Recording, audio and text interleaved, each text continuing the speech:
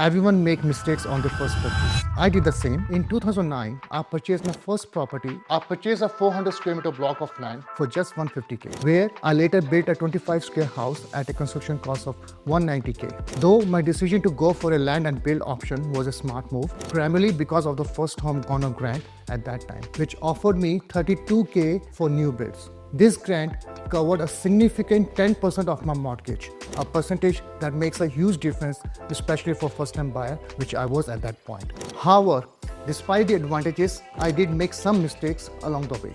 Number one, I purchased a 400 square meter block of land based on my affordability calculation on the day of the purchase. However, I failed to account for the fact that my savings would increase during the build period, which meant I could have afforded a larger 500 square meter block for an additional 15k. Number two, I customized a 4-bedroom house by sacrificing one bedroom to create a larger wardrobe and have a butler pantry. When I later sold the property, this decision ended up costing me as it was classified as a 3-bedroom home instead of a 4-bedroom. Number three, I overspent on upgrades, some of which were unnecessary. And number four, when I upgraded to a larger home, I sold this property. I overlooked the potential rental returns, which made me decide to sell instead of holding on to it. With all these mistakes, there were some key takeaway points which I want to share with you guys. Number one, consider future savings when purchasing. Always account for potential savings or income growth during the build process.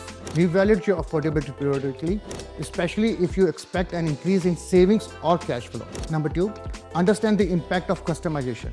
Customizing your property can add value, but it's important to think about how changes like reducing the number of bedrooms may affect its marketability and resale value. Number three, be strategic with upgrades. Not all upgrades provide a good return on investment. Be mindful of where you allocate your budget and ensure that each upgrade adds value to the property in terms of both livability and future resale. Number four, evaluate long-term hold versus sale decisions. Before selling, consider the potential for long-term rental income and capital growth. Sometimes holding onto a property for rental returns can be more profitable in the long run than selling prematurely. Moral of my story is plan carefully, be strategic, and think long-term in property investment.